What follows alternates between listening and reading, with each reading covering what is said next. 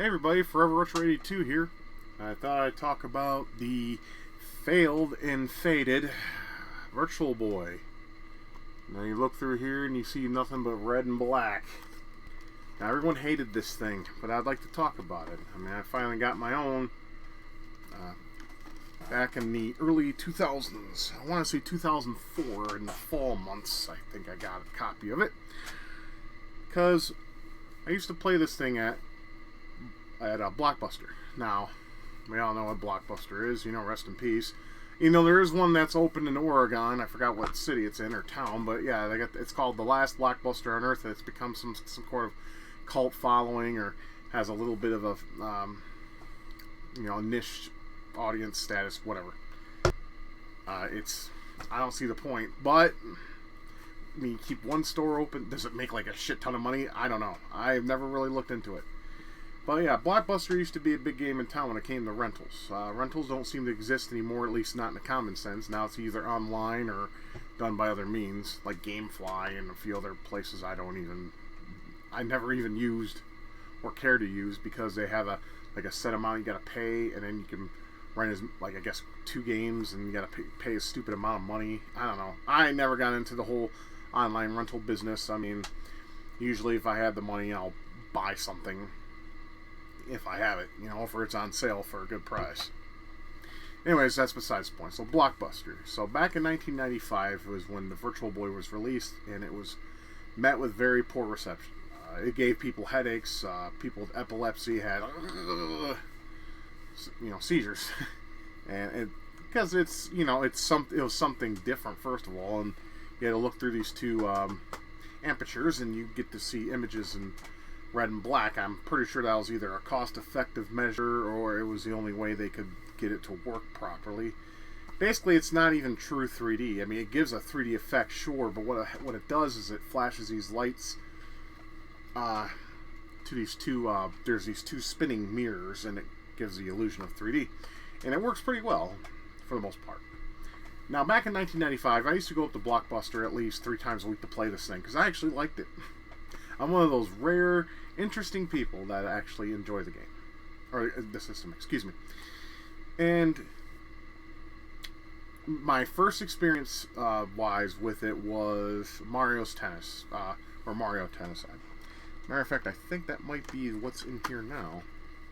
No, Galactic Pinball. We'll get to that later. I haven't got a chance to play many of the games on the Virtual Boy, though, because of its very small library, and it was very hard to find titles for it to play. So the second part of this video is only going to have 3 games shown, because that's the only ones I've played and enjoyed. So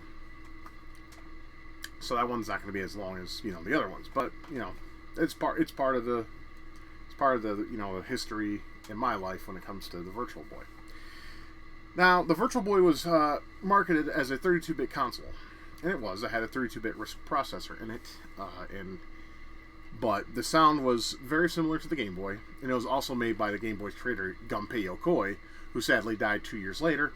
And there's some kind of conspiracy that Nintendo, since they were shamed and they had a failure in the video game market, now basically he died in a car crash. Or basically his car broke down and then another car ran into him. There's a whole conspiracy. I can't find the article now, but about 5 years ago, there was like an article stating that there was some kind of conspiracy that Nintendo planned the death of Gunpei Yokoi for his failure.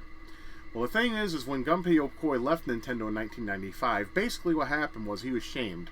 And when you're shamed in Japan, or at least at Nintendo, they shove you in a corner of an office, and they don't talk to you, and they don't even look at you or acknowledge you, and basically that's when someone's pretty much known that their time was up. So he packed his shit and went away and made the Bandai WonderSwan, which we never saw in the United States. There could have been a possibility that we could have gotten that in the future, giving him Gunpei Yokoi didn't die. But, you know, we won't know. That's all in the past. But, you know, may he rest in peace. He was a very great innovator, and he's made the Game & Watch and the Game Boy and everything. And you know, he made this thing, and people hated it, and it gave people a lot of problems. The first game I played, though, was Mario Tennis. It was very very basic. Basically, it's just tennis with Mario characters. I mean, there's no like power smashes or any kind of power ups like you get in later revisions of Mario's Tennis, but it was fun, I guess. But I went there and played it because I really liked the 3D effect. It was so brand new and nice, and I had a few of my buds come up to Blockbuster to try it out for themselves, and they all had the same reaction. This thing sucks. This thing gave me a migraine. I don't think it's going to go very far. I don't think it's going to get better. But me being the optimistic Nintendo fanboy at the time was like, oh, come on, you guys. You're being a little too hard on the hardware.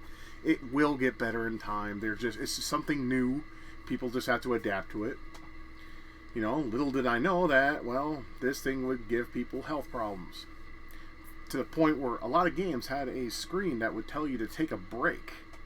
Now, if you're a gamer, you don't take breaks. You pretty much play until either A, you got to go do something, like work or go to a family event or hang out with friends or whatnot. Or you got to go to school or... there's a bunch of things. So, but they wanted you to rest your eyes. Now, right there should have been an indication. I mean, I don't know who greenlit this shit. I mean, it could have been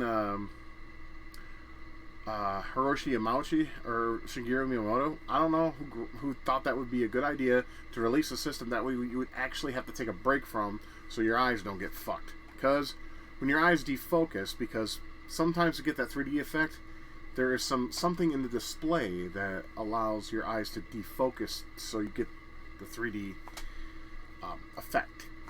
And that can cause eye strain, migraines, and possible even like permanent vision damage. I don't know how it all works. I'm just going by what I've heard. So no one liked it that I hung around with, except me. But then, I have a friend, an old friend. His name's Carl. We were friends since 1994, and then we don't talk no more. So I mean, I guess we're not friends anymore. Call it what you will. Can't say anything about it because I don't know. The guy's busy. He could, but to me, if you really give a shit about somebody, you will find time to talk to that person. That's just my opinion. But others want to disagree with me, and to them I say fuck off. Anywho, he hasn't had a chance to play it yet, but his mother and him went to Blockbuster, and he rented out, because you could rent systems back in the day at Blockbuster. I mean, that was a thing. You could actually go to Blockbuster and rent a system for I think it was 5 days. I don't know the costs because I didn't get a Blockbuster membership until 2004. Because I was just happy with everywhere else. I was happy with renting local. I didn't want to support a chain. But then there was places like Movie Mania that I supported. That was kind of a chain. I think in Michigan anyway. I don't know about anywhere else in the United States. Forgive my ignorance. Hollywood Video, I wouldn't rent from. I would just buy games from the Game Crazy store because fuck, Game Crazy is awesome. But he rented the Virtual Boy for about 4 or 5 days, something like that, for the weekend, and then a few days after the weekend. After school, he'd come home and play. And I got to try out games I didn't play before because the only game I had experience on was Mario Tennis, and Mario Tennis was just whatever. It's there. It's a game. And really, it's nothing special. I'll go ahead and show that in the game video so you can see what I'm talking about. Just to be fair. And you're not going to get that 3D effect either, because with emulation on... I mean, it is possible, but I can't get it to work. And you have to wear those special dope blue and red glasses, I think, to get it to work. At least that's how it is on the Wii. I don't know how it is on the PC, so forgive my ignorance there. So I got to play Galactic Pinball and Red Alarm because those games look intriguing to him, and I didn't know of their existence. So he rented those, and I played the living hell out of Red Alarm. And in fact, that's still one of my favorite shoot 'em ups for its time because it played a lot like Star Fox, but it had like and it had vector graphics, so it had that retro look that I enjoyed because I do like vector graphics. However, there are some problems with the game. You would fly into walls and stuff, but you wouldn't know there were walls because everything is like a see-through vector / polygon.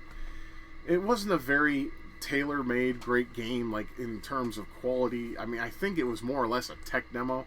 I still think it was fun to play. I enjoyed the hell out of it. And Galactic Pinball was pretty fun too. It had some extra things in it that made it not just pinball, which I will show in my gaming video, of course, if I can get them to trigger. Because you gotta like hit certain aspects on the board in order to trigger those said things that I'm mentioning. So yeah, I played those, and I remember Red Alarm having really like dark, foreboding music, but it was really good. Like, it was catchy too, like something you get stuck in your head. But anyways, let's talk about a little about the hardware before I continue on with this conversation. So this is the Virtual Boy. It came on a stand. It was marketed as portable. This thing is not portable unless you were to find some, I don't know, unless you have a big fat neck like me and you can do this, and then you can move, this piece down. I can't move it down because this clip is broken. So I have it held together by super glue, unfortunately, because that's what happened when I was adjusting it too much to my liking. But if I really want to play it, I just have to put it on top of a surface and lean forward and do this. Does this look cool to you? I wouldn't think so. I think it would actually make you look very retarded. But it did the job, and you have a little focus thing right here and here that helps focus it. If it's like too blurry and it's not focused enough to where it fixates with your eyes to where it's a clear picture, then you would play with the focus. You also had a couple other goodies here, if I can find them. Oh yeah, so underneath there is space for the controller, and there's also a space for a connector for if you connected. Can you imagine connecting two of these fucking things together? I would say no. I don't even think any games support it, to be honest. Also here, if you want it to be like rad, there's a headphone port right here, and there's also, of course, a volume port. And it's got stereo speakers. There's a speaker right here and right here. So you got that stereo effect this time. I mean, unlike the Game Boy. The Game Boy had stereo, but why did it have just one speaker? That never made sense to me. It's like, okay, you're going to make stereo sounding games with no... With headphones, I guess you get the stereo effect. Well, actually, yes, that's the only way. But why? Why? You might as well just put two speakers on both sides of the device, so you can get the stereo sound if you can't wear headphones, because maybe maybe you don't have headphones or whatever. And of course, you got this little visor that of course shields the light. I mean, if you want my advice, just turn the lights off. But if you still don't have this visor, it's hard to get immersed into it. I mean, it's hard to get immersed into it anyways because of the the red and black aspect. But you stick your head in here, and then there's very little light coming under my nose, and that's it though. I mean, I would basically see what the game is being displayed, or what I have popped in here. And what I have Galactic Pinball, because that was the last game I played. I haven't played this thing in a while, and these things are notorious for breaking, so I try my best to take good care of it, because I don't know if I'll be able to fix it once it does break. Now, the visor is detachable, but I'm not going to even... Well, okay. There we go. It just snaps off. But, yeah. Snapping it back in place is... There we go. There we go. Okay. I thought that tab was broken. I guess I was wrong. Okay, cool. So there you go. So that's the hardware. Nothing, too special. I mean, it's nice that something like this small can hold a 32-bit processor, but it's all sprite-based, so, unless you want to count Red Alarm, that was more vector than 3D. They have some nice games. They had some games with 3D effects, though, that I never got a chance to try. I guess Vertical Force is one of them. Like, you can go to the inner part of the field as well as the upper part of the field. And you also have another game called Teloro Boxer. That was pretty good. It basically, I mean, I've only seen like gameplay footage of it. Never got a chance to play it. I mean, back then anyway. Today I have. It's basically kind of like Rock'em Sock'em. That game actually feels like it was toted for the Virtual Boy, like perfect example. Like, okay, we got to talk about the controller before I can talk more about Teloro Boxer. Now, you may look at this thing and think, hell no. You got basically start select, B and A buttons here, and you got 2 dual pads, which is excellent for both Parallel Boxer and Galactic Pinball. And also red alarm. You can move with one and basically strafe with the other on red alarm. You can control both of your fists in Parallel Boxer using the D-pads. You wouldn't think it would work well, but it really does. And you also got 2 triggers on the back here. I mean, this is a weird shaped controller. I will admit, this thing looks weird. It almost looks like a uterus. Like this is a uterus, and here's the ovaries, and yeah. Also, now this is, most of you wouldn't get this if you had the, let me see if I can remove it first. I don't want to break it, but I want to show you something if I can. If not, I'll just have to do it the other way in case it slides up. There we go. Okay, so with the controller. Normally it comes with a battery caddy that holds up to six AA's, right? To me, that's not feasible because it only lasts about an hour or 2 hours at the most. The thing you want to get is this motherfucker. This is known as the tap adapter. Why is it called that? Well, I don't know who came up with the name. But basically, you open this flap here. And inside here, you have a plug-in for your Super Nintendo adapter. So basically, you take your Super Nintendo adapter in, you just plop that in, put it in the mains, there you go. Because this thing ain't all that portable anyways. And you can see right there, I forget my webcam sucks, I keep forgetting that. It says AC adapter tap. So basically, it's made for the Super Nintendo. Yeah, it even says on the bottom in the silver, used with SNES adapter AC. Now,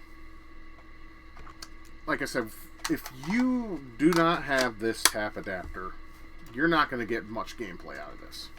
At least in my opinion. I mean, there are, like, I've heard there's mods where people actually use power banks and shit, but why would you go through all that for a system with only, like, 32 games in total? Or is it 31? It was discontinued 6 months after its retail debut because no one bought it, no one liked it, it was a failure. It was Nintendo's first actual, like, failure, like, major failure. I mean, they had failures in arcade machines in the past, because they were going the route of most arcade developers. Like, they would copy Namco's Galaxian and all that, and they came out with all these stinking arcade games that no one gave a shit about. And me playing them on MAME, I can see why that was people's reception towards it, because it was just not good. It was just Galaxian, but the same. You know, there was really no... Kind of like with the Pac-Man clones back in early 80s, where you had plenty of Pac-Man clones. Some of them had great ideas, others not so much. But, yeah, like I said, with the control system is pretty good. Oh, and I also forgot to mention, just for shits and giggles, this is where your power switch is. So you flip it on, and then you'll see the Virtual Boy screen, and then your game would load, and then you hear music and get to play. Oh yeah, there's another focus knob I forgot to tell you, is this thing. It basically moves the red inside here, the apertures, side to side, so you can, get them in the center. I just keep it in the middle, because I never really had to mess with it, but, I don't know, other people's mileage may vary depending on their unit. So anyways, so I played Carl's, or not Carl's, but we rented the Virtual Boy, and I loved it. I thought it was a really fun new thing, and it saddened me that it didn't get much support. I mean, Nintendo themselves were the only other supporters. There was barely any third-party support to speak of, if any at all, other than Teeny Soft, and can't think of anyone else actually. I mean, of course, there's the sought-out Jack Brothers, which is, I guess, a Shin Tensei Megami, whatever the fuck that anime is. I'm not a big fan of it. I'm not a fan of that or Persona or any of that. That's not my thing. I mean, I respect that it's been a series that's been going on for a long time, but I'm not a fan. Yeah, but there's Jack Brothers. Shin Megami Tensei, I think it is. I think I got it that time. It's a stupid fucking name if you ask me. I mean, the translation probably sounds cooler than that does. But everyone's got their own, quirks on it. But, so with my Virtual Boy, when did I receive that? Well, around 2004, I was looking for a new system to collect for. And I was going to get a Master System. There's this place, I think they're still around. They're called E-Starland. It's an online vendor. I went there, and sure enough, the Master System was super cheap. It was like $25, and it came with the AC adapter and the controller. And I was really interested in buying it. But then when clicking on that, well, they didn't have it. And then I went to eBay, and the prices were double that. So I was just like, man, I would like to, give me something new to play, something new to enjoy. But fuck me, I don't have that luxury. I guess I just don't have that luxury. But then on eBay, I was like, Virtual Boy. I know that system's not very highly supported, and there's not many games for it, but fuck it, let's give it a try. So there's this seller, they were called Warp Zone Games. And they were selling a Virtual Boy with the controller. Now, originally they were going to give me the battery pack, but then they said they lost the battery pack and gave me the tap adapter instead, which I was happy about. But then they found the battery adapter, but then they've already promised the tap, so I was like, nah, give me the tap. And they're like, alright, they were cool. I have no problem with Warp Zone Games, and they even gave me a card. Matter of fact, do I still have that? Give me a second. I know, like I said, these videos are not highly edited or scripted, but let me see. I don't think I have it anymore, but I'll give it a look-sees. I got my old wallet here. Nah, I don't seem to have it. If I ever find it, though, if I do still have it, I don't think I do, but if I ever find it again, I'll show it. Yeah, they were Warp Zone Games, and so I got that. It was $40, and it came with the controller, tap adapter, and all that. And then, of course, I needed some games.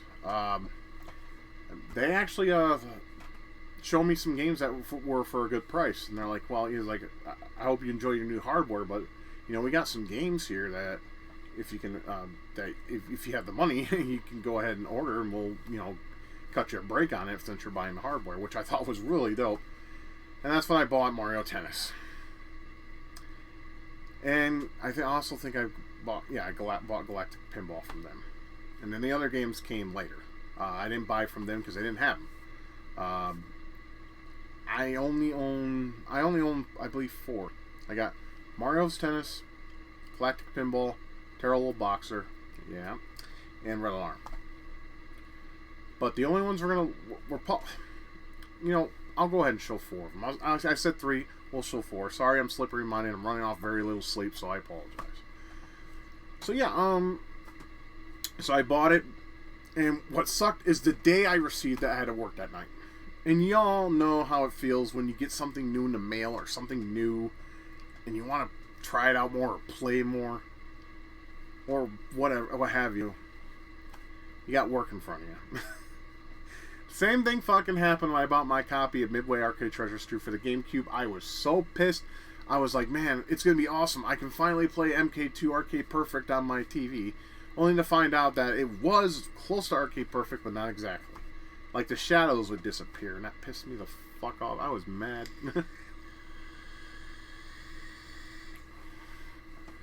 It came with MK3. Anyways, that's besides the point. So, I know it's very unappealing and uninteresting, but that is my Virtual Boy story. And now that there is some collectors out there, unfortunately, the retro boom and all that. Unfortunately, games are very expensive. But if I ever come across some cheap ones that I'm actually interested in, like I've seen videos of certain games, like Vertical Force looks something up my alley. I love vertical shooters. Y'all know this.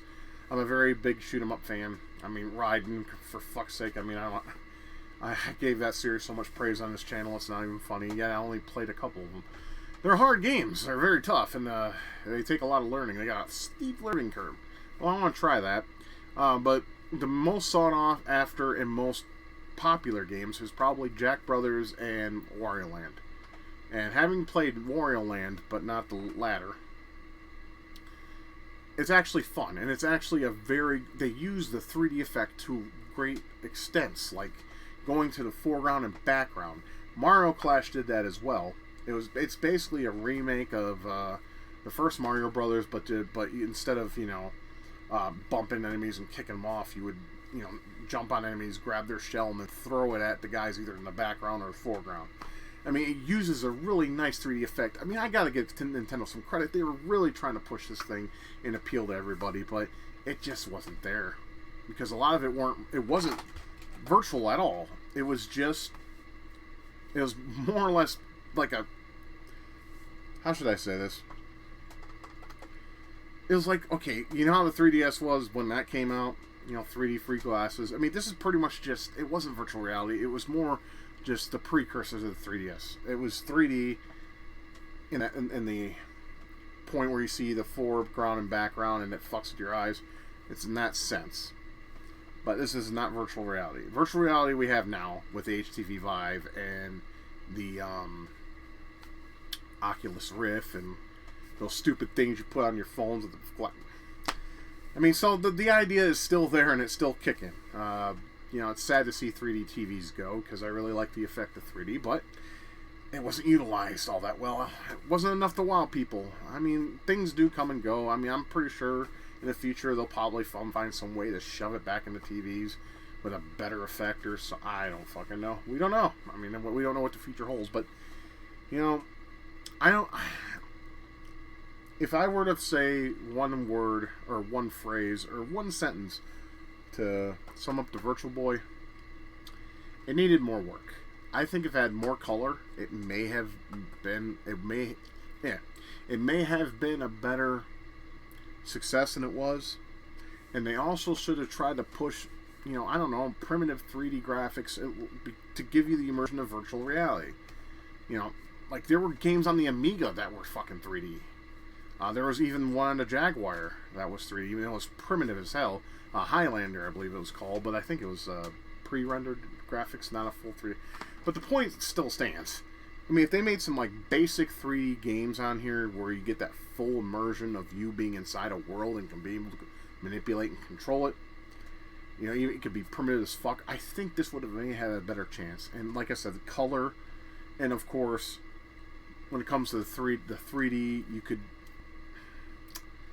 I guess control it to where it's not as prominent, like make it more like a 2D image, kind of like with the 3DS, if that makes sense. I know I'm like all over the place. I'm just trying to find a better way to describe how I feel the Virtual Boy would have been better. Like I said, a full immersion worlds, more colors, stuff like that. I think maybe the Virtual Boy could have been bigger, but it's part of history. It may be looked at some of you as a pile of shit, but to me this is a big part of, a failed but interesting and very very interesting and very I'm trying to think of the word. Can't think of it right now.